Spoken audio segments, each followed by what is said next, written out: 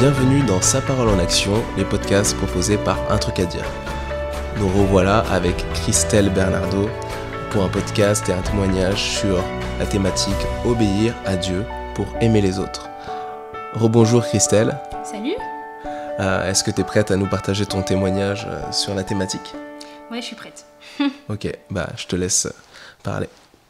Ok, écoutez, je m'appelle Christelle Bernardo et je vais donc vous partager mon témoignage sur le fait d'obéir à Dieu pour aimer les autres. Donc je suis née dans une famille qui croit en Dieu et qui va à l'église. Et donc j'ai toujours entendu parler de Jésus. Et puis en grandissant, croire en Dieu était un choix. Au lieu de juste croire comme tout le monde pouvait croire, j'ai pris conscience que en fait, croire en Dieu c'était un choix. Et que j'étais libre de croire ou de ne pas croire. Et un jour, à l'église, on m'a expliqué ce que Jésus avait fait pour moi et j'ai cru en ce message. La Bible dit en Jean 3,16 « Car Dieu a tant aimé le monde qu'il a donné son Fils unique, afin que quiconque croit en lui ne périsse point, mais qu'il ait la vie éternelle. » J'ai compris que Jésus-Christ était mort à la croix pour me sauver de mes péchés.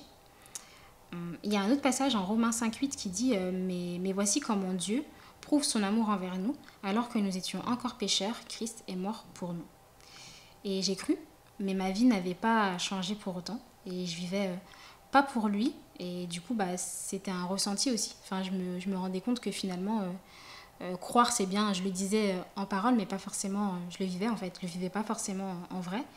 Et je ressentais qu'il manquait quelque chose.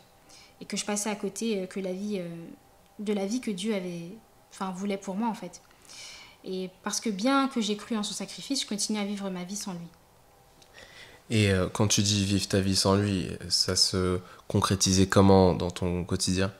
En gros, je fais ma vie sans forcément penser à lui, sans forcément prier, sans forcément mettre en application ce que sa parole demande.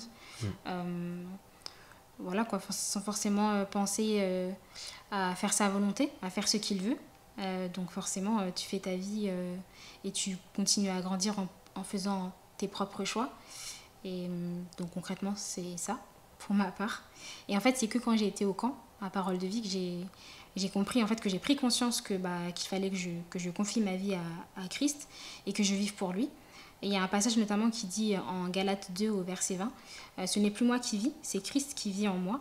Ma vie en tant qu'homme, je la vis maintenant dans la foi au Fils de Dieu, qui par amour pour moi s'est livré à la mort à ma place. » Et ça a été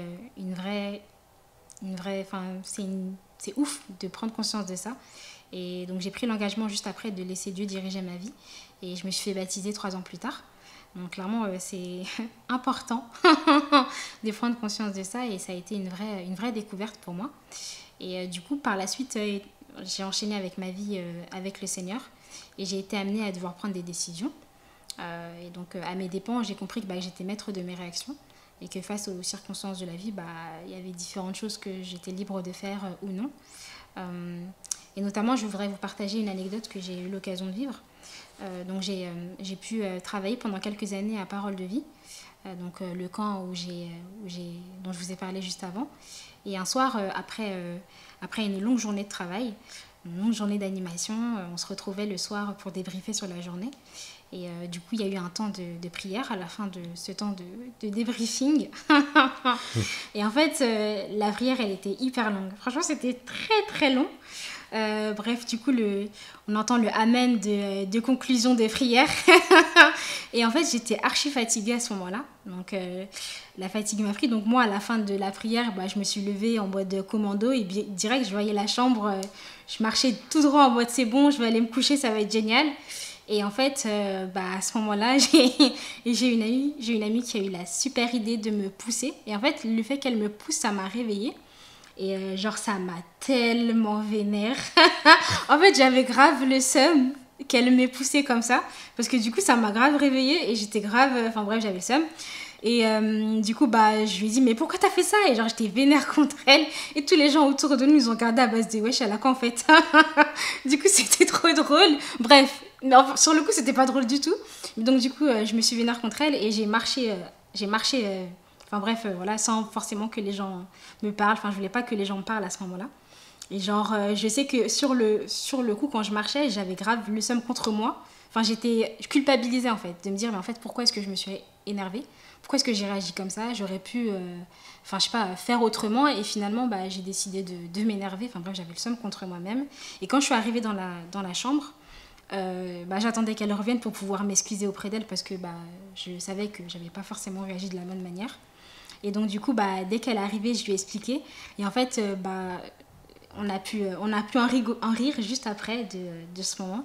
Et ça a été l'un des meilleurs fous rires qu'on a eu de notre amitié. Donc clairement, oui, un très très bon souvenir aujourd'hui. Mais mauvais moment à passer pour moi sur le coup. Wow, ouais.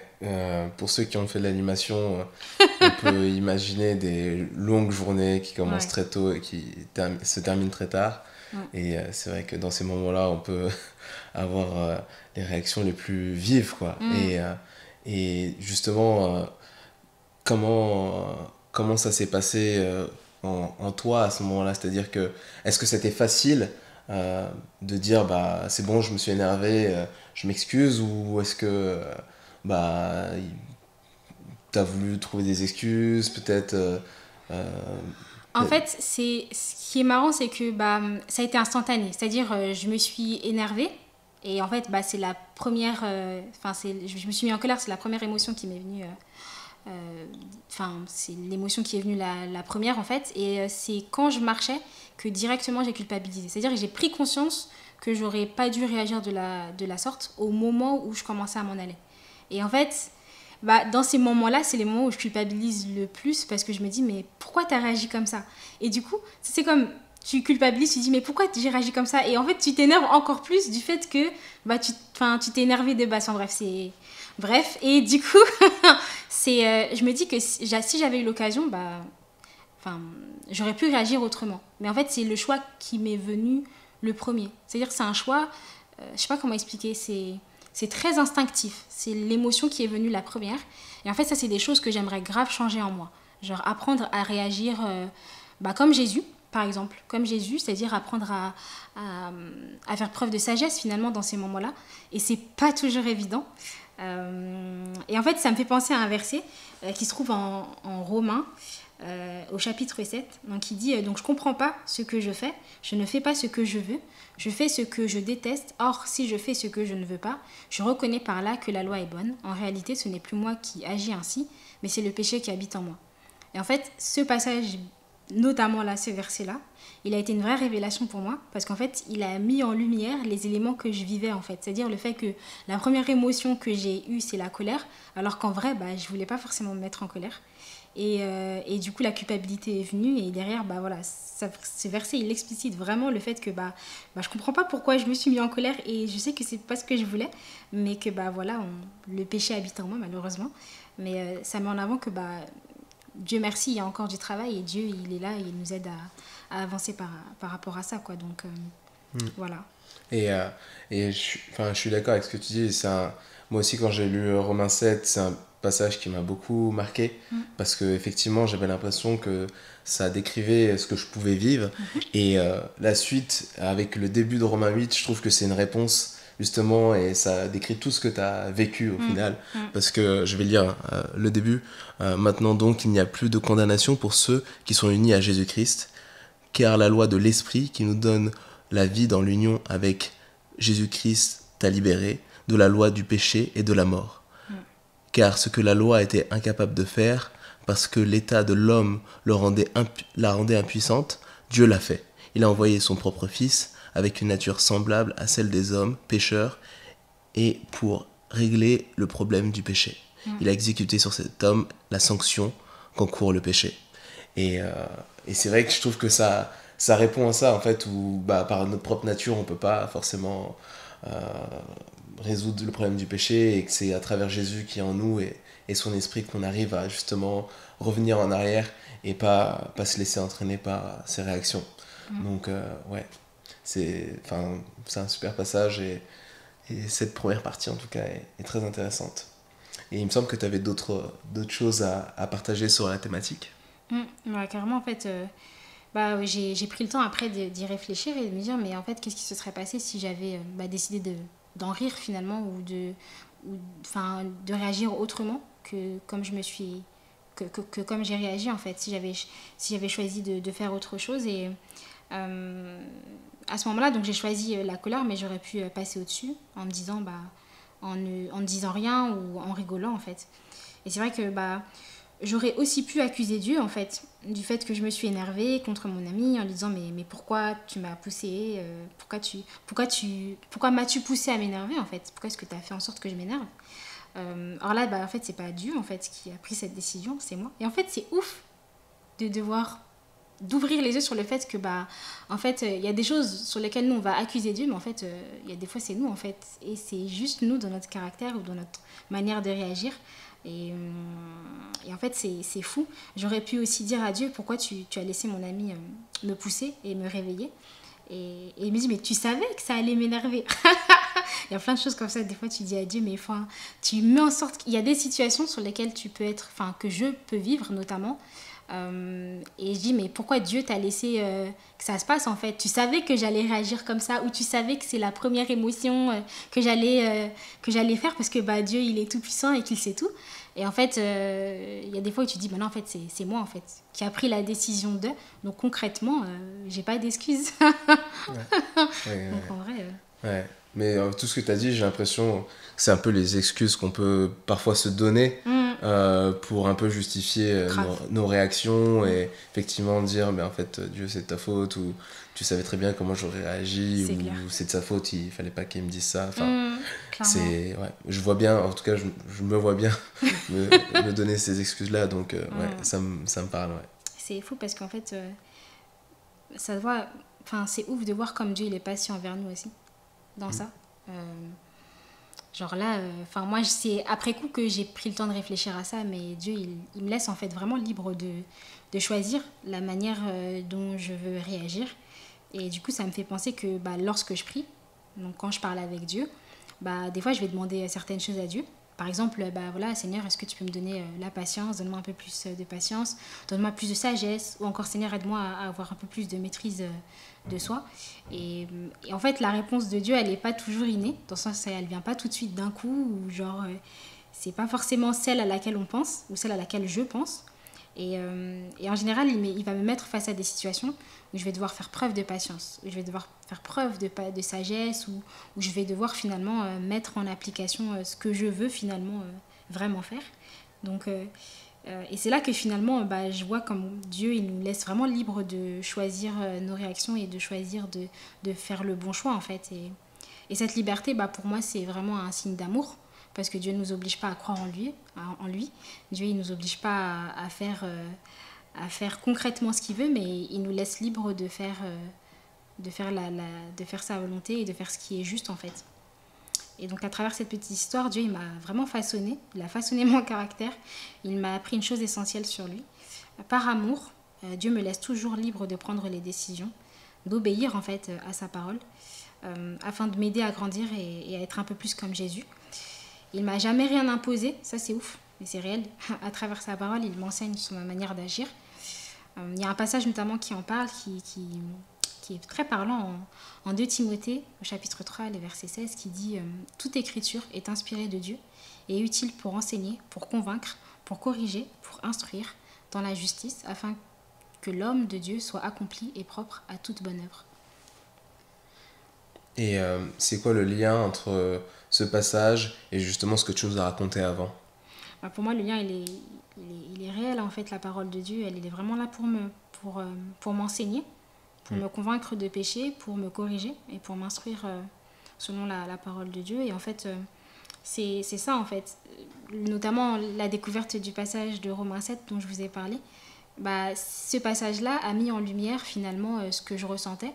Et concrètement, c'est ce à quoi la parole de Dieu, elle sert en fait. Elle met en avant le péché et elle met en avant les différentes choses qui sont, je dirais, mauvaises chez moi.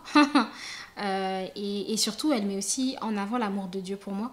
Et clairement, c'est génial. Donc, vraiment, ce verset, il met vraiment en lumière le fait que le fait d'obéir à Dieu, c'est aussi faire la volonté de Dieu. Et sa volonté, elle se trouve dans sa parole, quoi. Ouais, je rebondis sur ce que tu viens de dire, sa volonté se trouve dans sa parole. C'est vrai que parfois, ça pourrait être l'objet d'un autre podcast, qu'est-ce qu'est la volonté de Dieu pour ma vie.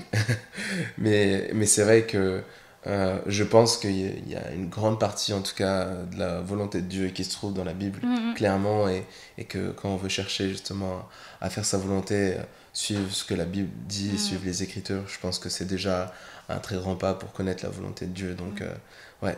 Et d'ailleurs, ça me fait penser qu'il y a un super livre. Je vais juste faire une petite pub rapide. Il y a un livre qui s'appelle J'ai trouvé la volonté de Dieu, d'un auteur qui s'appelle John MacArthur, qui est incroyable. Donc vraiment, je vous encourage à le lire. Il est hyper intéressant. Donc si vous avez l'occasion, n'hésitez pas à le lire. Et du coup, ça me fait penser par rapport à ce que tu dis que Jésus, il est fabuleux en fait.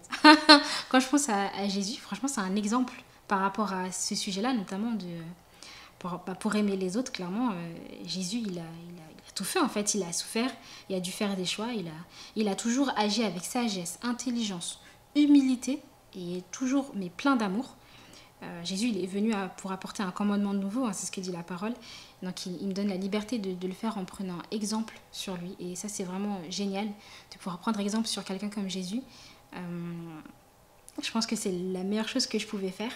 Quand je décide de vivre dans cette liberté que Christ me donne, c'est là que vraiment je porte du fruit et que je peux vraiment me comporter tel que ce que demande la parole de Dieu.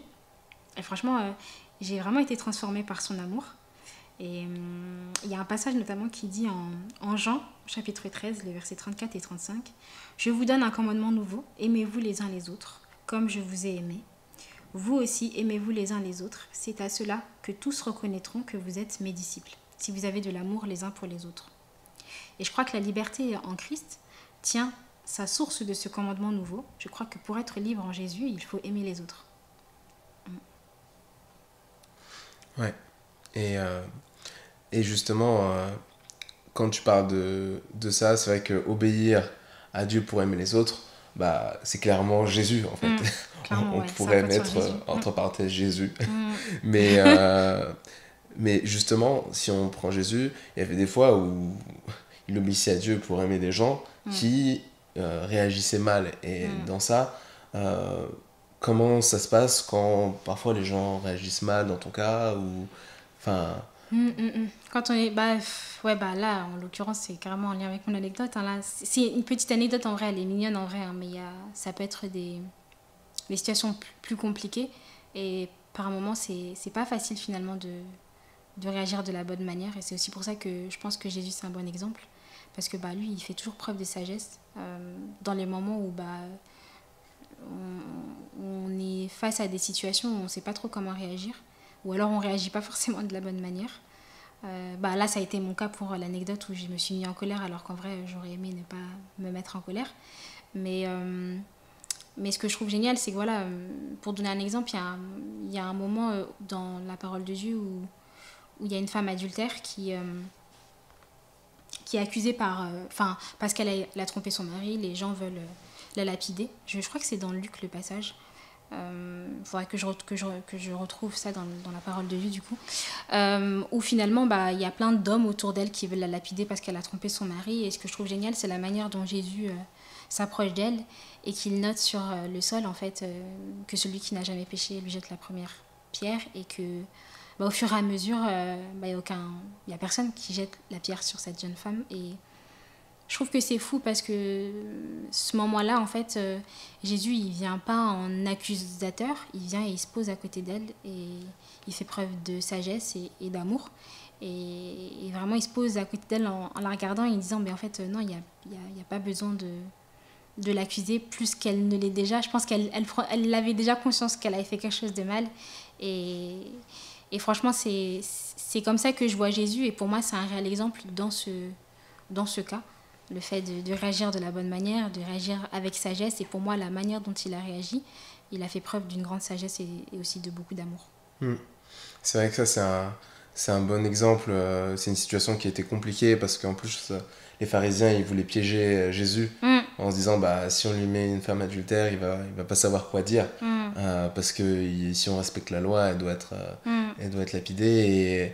Et en fait, on voit que Jésus, il, comme tu dis, répond de manière humble, avec amour, et en même temps, il reprend derrière, ne pêche plus. Et c'est vrai que notre manière de penser doit être vraiment alimentée et nourrie par justement Jésus et pas forcément par les pensées du monde. Et ça me fait penser à un autre passage dans Romains 12:2. Ne prenez pas comme modèle le monde actuel, mais soyez transformés par le renouvellement de votre intelligence pour pouvoir discerner la volonté de Dieu, ce qui est bon, ce qui lui plaît, ce qui est parfait. Et c'est vrai que parfois, moi, ça me fait écho parce que dans mes manières de réagir, au départ, parfois j'ai tendance à penser comme quelqu'un du monde ou comme un être humain normal, quoi. Et c'est vrai que le Saint-Esprit souvent me reprend en me disant non, c'est pas comme ça, c'est pas ça ton modèle. Et la justice de ce monde, c'est pas forcément la justice de Dieu. Donc c'est vrai que le meilleur exemple pour ça, c'est Jésus, effectivement. Yes. Génial. J'aurais pas mieux dit. Yes, donc est-ce que tu avais d'autres choses à partager sur la thématique ou Pour ma part, j'ai plus grand chose à dire. Peut-être que si je devais aller dire un dernier truc.